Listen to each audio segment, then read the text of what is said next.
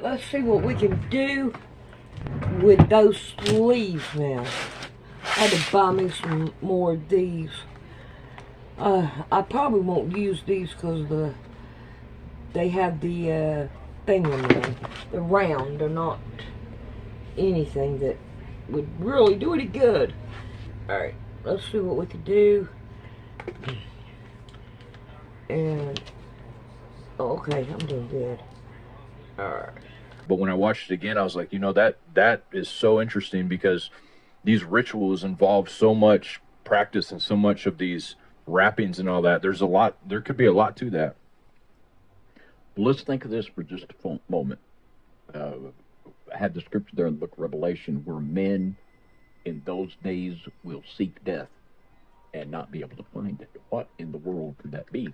But let's just say for a minute, and the whole purpose of this opening of the mouth ritual was to, number one, create a part human, part animal, part fallen angel soul to where it would not go. When a human dies, it'll go either to heaven or hell.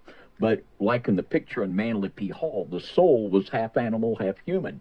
The book of Enoch tells us that when the spirits of the giants die, they roam the earth. And literally what they were wanting to do was create a floater.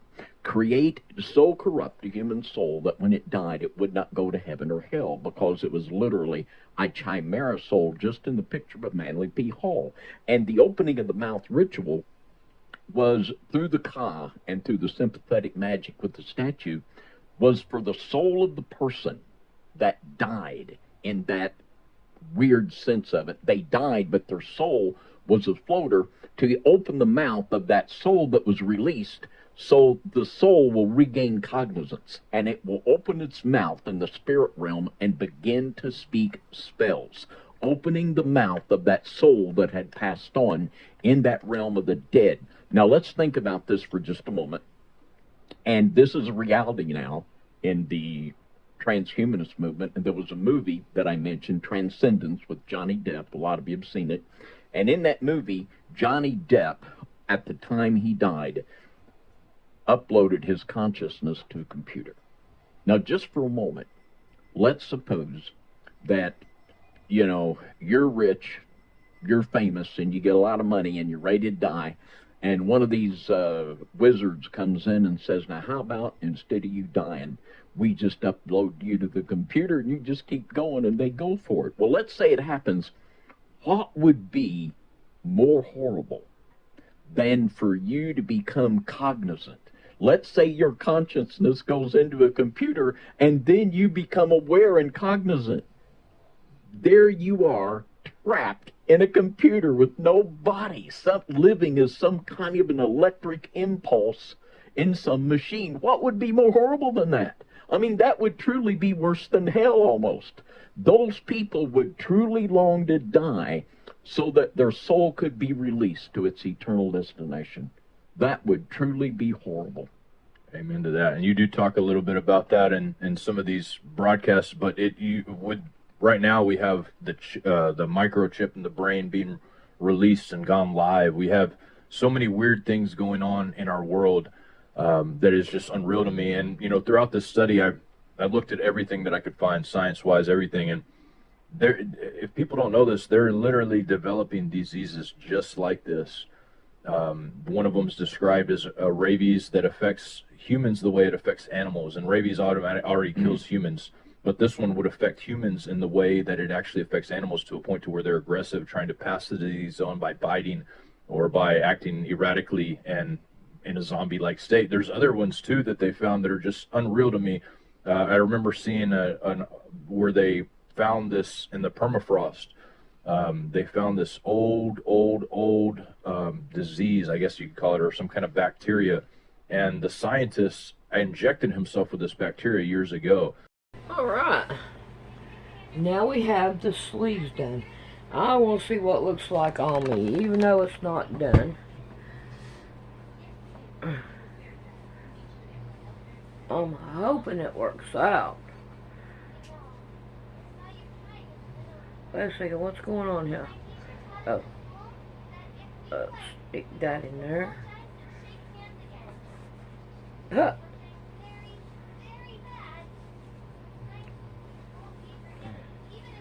There we go. Alright. Now, I'm going to go and edit this one, and then we'll come back and we'll sew down the sides, and then we'll worry about the hem. Alright. Just think I just turned that light off. We don't need it. And he believed that it was giving him better health, longer life, and he believes that he's going to live for who knows how long. He did this back, I think, he found it in 2009. I think he injected himself with it in 2015. Here we are, 2024. I could be a little off on those dates, except for 2024. I'm pretty sure it's 2024, but 2009 is when they found it. 2015, inject himself with it. So few people have been able to inject themselves with it, but they're calling it the zombie virus. It's really interesting. So you guys can check that out. It's really crazy. So this next segment is about the frogs. You talked about the frogs. That's why I said you'll be talking about it later, because you actually talked about it earlier. So we're going back to the past and we're going to bring it to the future here with the frogs. This is a really interesting aspect of it because this so ties in to end time stuff. So let's check it out. Now, we'll take another look here at Egyptian Magic by Wallace Budge, and there's something else that we want to look at here, and this is on page 63 of this book, and it says here, the amulet of the frog.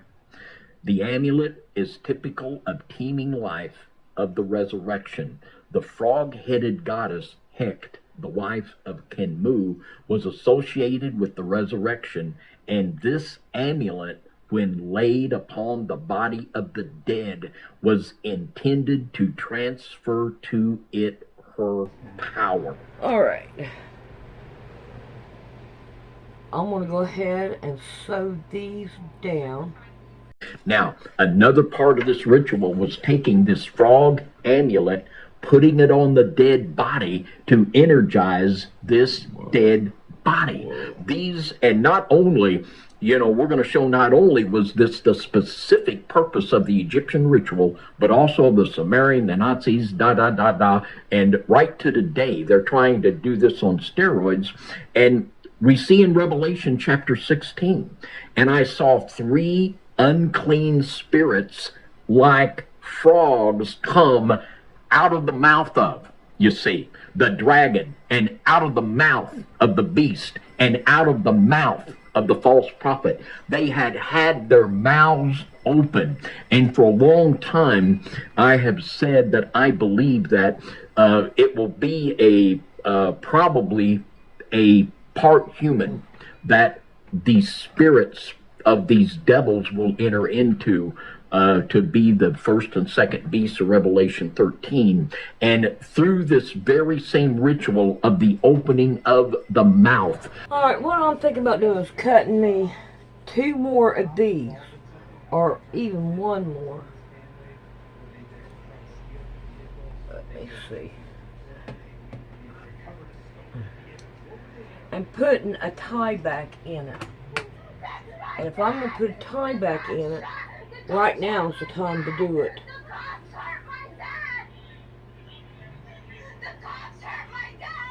Alright, here's half. Yes. Alright, I'm going to go cut another one. And we're going to put tie backs. Alright, I think what I'm going to do is leave this where it's at. Hopefully, I can pick up from right there. Alright, what I'm going to do is do the whole thing. Let's see. I don't think that a 3 will go through here. No, I can already tell it won't. Alright, so we're going to iron it down. Make sure we got the back on the back. There is empowerment in these people and individuals through the workings of these rituals. And well, let me read on here. And I saw 3 unclean spirits like frogs come out of the mouth of the dragon, out of the mouth of the beast, and out of the mouth of the false prophet. For they are the spirits of devils. This is exactly what we have identified of the spirits that did not go to their eternal destination, but roamed in the first heaven, working miracles which go forth unto the kings of the earth and of the whole world to gather them to the battle of the great day of God Almighty. Behold, I come as a thief. Blessed is he that watcheth and keepeth his garments, lest he walk naked and they see his shame. And he gathered them together into a place in the Hebrew tongue, called in the Hebrew tongue Armageddon. Now, and this is also, we're coming back to the same geographical location where Enoch originally saw this vision of the open mouths. We're going to have a geographical confirmation as well as all other confirmation of exactly what we're talking about here. Now, in this next slide, here is another drawing by Adam where he is showing pictorially just exactly what we're having. And when we understand the Egyptian ritual of the amulet that was laid upon the dead body to energize the dead body, and here we see these unclean spirits. All right, now let's see if we can't figure out where it needs to go. Oh look, I stopped at the right spot because it's starting to be the bend. Alright. So I want to take this side and I'm going to put it right here.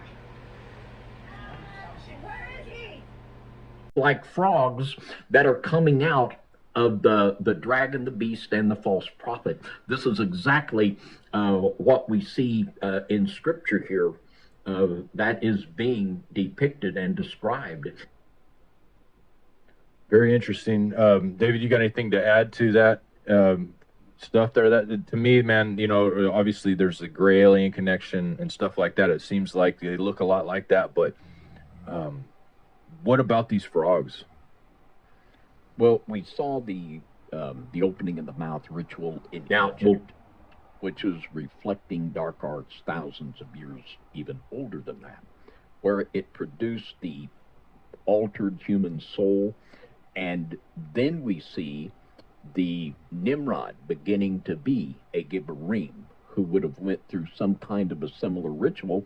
And now in this text, and it is the recorded fact in the Egyptian rituals that a frog amulet would be placed on that dead person. You know, so here in the book of Revelation, what do we see? I saw 3 unclean spirits like frogs come out of the mouth. You see, out of the mouth of the dragon, out of the mouth of the beast, and out of the mouth of the false prophet, just like Nimrod went through a ritual to become a Gibberim, the final beast and false prophet. All right. If now, let's see what it looks like. And I know I got this shirt right here on, or this dress on, but we're going to take it and give it a pin right here.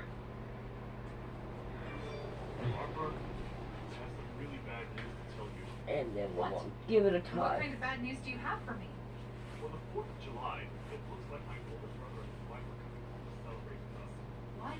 So this time they're coming back here then? Alright, yeah. It's going to work out good. Really good. Alright, we'll come back and then we're going to work on the hem. Alright, I want to iron this down in half. I think that's all I'm going to need is in half. if they're not already born a half fallen angel, half human, they will go through this ritual and they will so alter their human soul that they're going to be under the control of these ritualistic workings, you know, and it's frightening. You know, you're talking about people that go somewhere you don't come back from. And the purity of our genetics, that's who we are. We're human. And alright, what I'm going to do is put it on 48, and I'm hoping this right here is the one that I need to make it loose. This is something that we should allow nobody to tamper with in any way, shape, or form.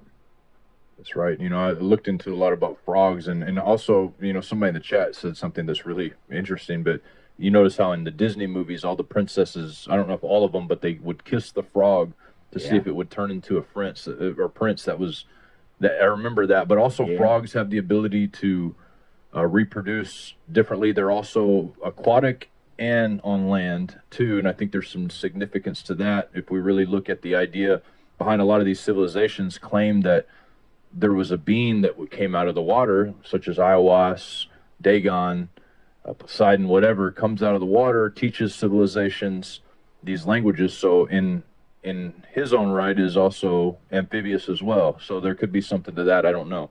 Yeah, frogs are little reptiles, I think. They really are. So this next section, we're going to be talking about hollow earth entities. Actually, David, you're going to be talking about it, but we're going to comment on it because this ties into this stuff so well. So here we go.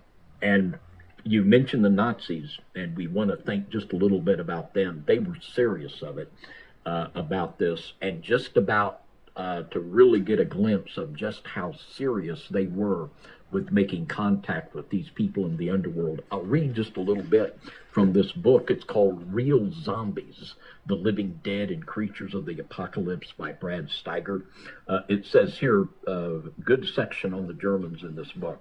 The secret societies formed in Germany wanted desperately to prove themselves worthy of the superhumans that live beneath the surface of the planet, and they wished to be able to control the incredibly powerful Vril force.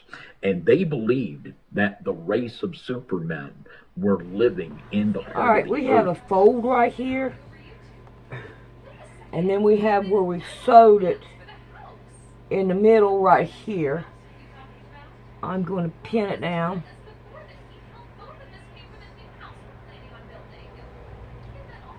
And I'm going to keep on going down this side.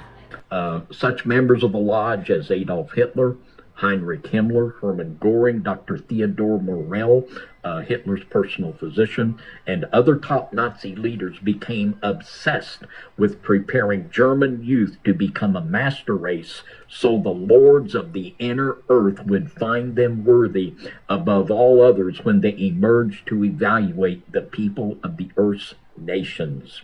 They wanted to breed with these people in the inner earth to form the master race. This was the goal of Hitler, and he took it very, very serious. Going on, it says, in April 1942, Nazi Germany sent out an expedition composed of a number of its most visionary scientists to seek a military vantage point in the hollow earth.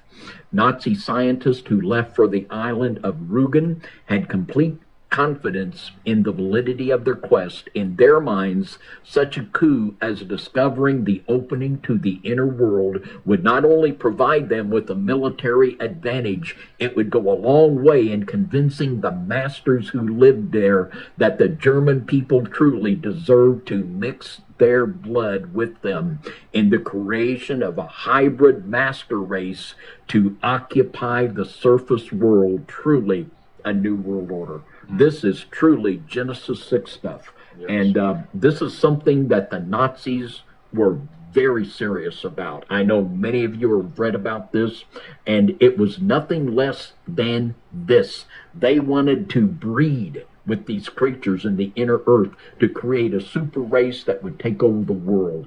And as we pursue this topic further, we're going to see that this isn't far from that which is actually going to happen. All right, David. So that section mentioned about the inner earth, I wanted to include that because obviously we've done a lot of talking on this. This is something that people have millions and billions of dollars has been spent by the Nazis. All right, I left a little piece here on the end, and what we're going to do is fold it over, and we're going to fold it again, get these threads down here so we can cut them off. Okay, turn it. And then turn it and make it even with that. And pin it down. Alright, I'm going to get the other side ready because I have to do the same thing to it. Alright, now we want to sew it down. And we want to sew it slow so we can keep the bubbles in there. To find this, and they wouldn't have done that, I don't think, had they believed this to be true. Just like it said in the book, they believed this to be true, and I'm not so sure they didn't succeed in all of this. Knowing what we know now, knowing that most of the UFO sightings that we see did not happen till after around World War II, the 40s. So many things have changed. I mean, there's been so much that has gone on since that time in our world. I mean, basically all the scientists came over here, but there's this inner earth stuff, man. This is something that has been on the lips of people ever since what they would call the Tuatha De Danann, or the people that the Atlanteans came and they visited and went around telling people, and then they went off and people believed they went inside the hollow earth. It's just such an interesting concept, and most people that have watched our show, we've talked about it so many times. All right. I think I did it to eat in it most. Oh man, yeah, I got it. All right. This side did not come out right. Somehow I gathered a couple, but I got it anyway. All right, now what we want to do is cut these strings off. Okay, there it is. Cut all these right here. There's a lot of string there. Come down here at this end, and if there's any strings in between, we want to cut them. There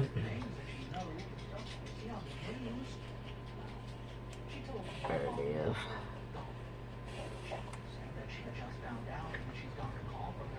Alright, right here at this end. There we go. Alright, now I want to sew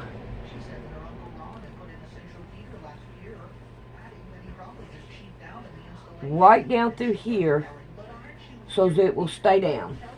That it's almost normal to you guys to hear about it, but this is a subject that has intrigued people, kings, to the point to where they've spent resources beyond what you would even imagine trying to find these things. Yeah, Hitler, like many before him, believed that if he could control the Vril, that whoever controlled the Vril would control everything. And he was all about it. And he was making a serious effort not only to contact people in the inner earth, but also the spirits of the dead.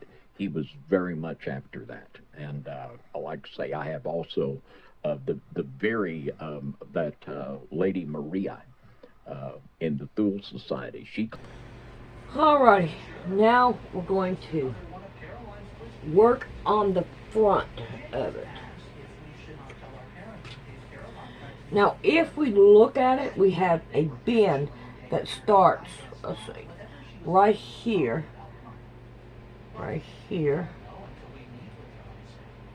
okay, and then I want to find the bend over here, which starts right about here.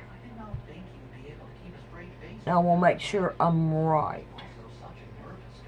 Claimed that all of the saucer designs of the exotic Nazi technology, that it came from the spirits, and I absolutely believe that what they're saying is true. All right, I got two different ones here, so I think I'm going to go with the bottom one here, right here. All right, now let's get this out of my way so I can work on it.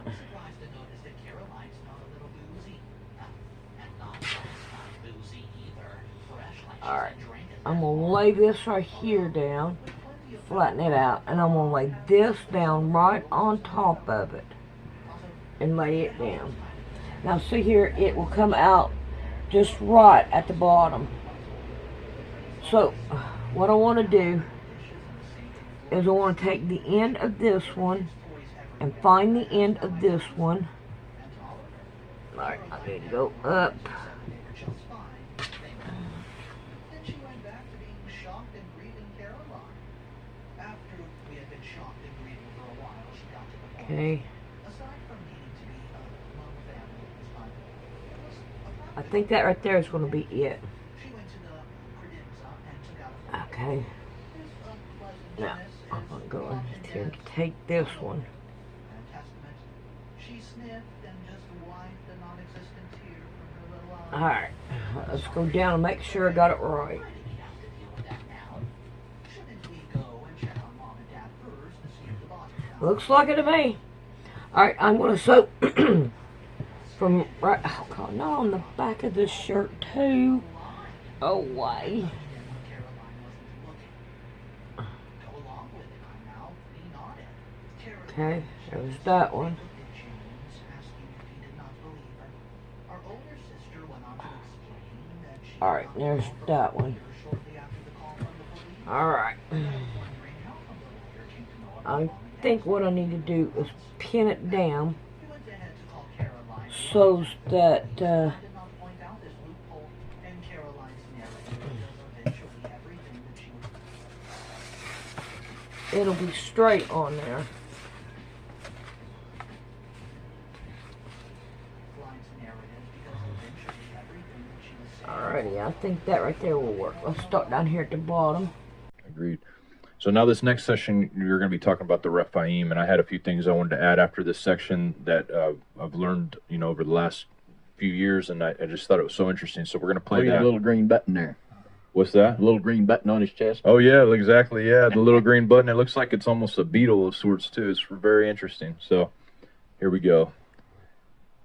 This is the Theological Dictionary of the Old Testament, and we're going to read in here about the rituals from the Sumerian rituals from Ugarit, and reading a little bit here about the word Rephaim. I heard that.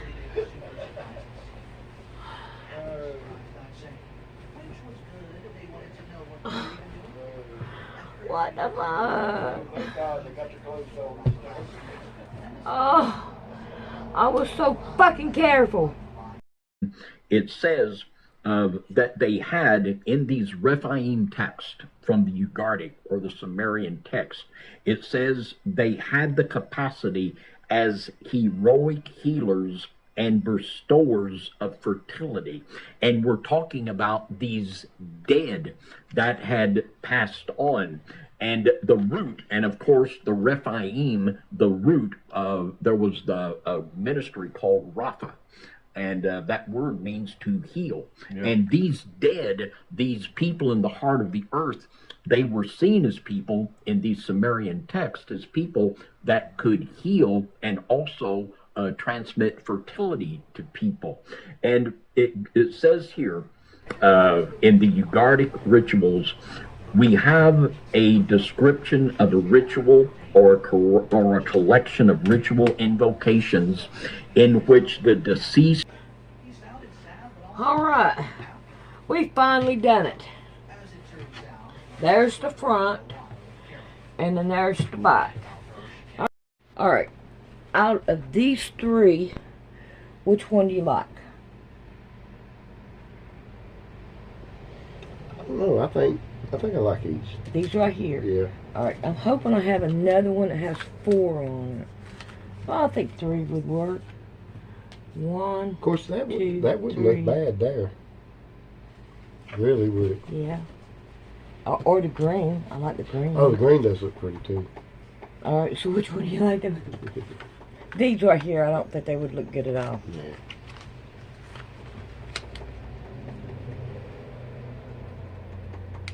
I